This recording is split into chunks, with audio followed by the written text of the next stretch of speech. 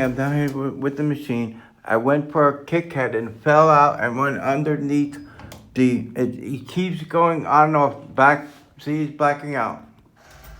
It keeps cycling the $5 bill. Nothing came out. Here. So the Kit Kat fell down underneath the tray. It missed it. Slipped through the little slot. And then the machine just keeps resetting. And the $5 bill is still in there. It will not give change.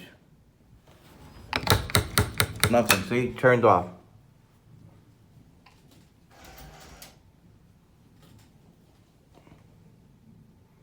What's going on? Exit. Press exit. It's rebooting.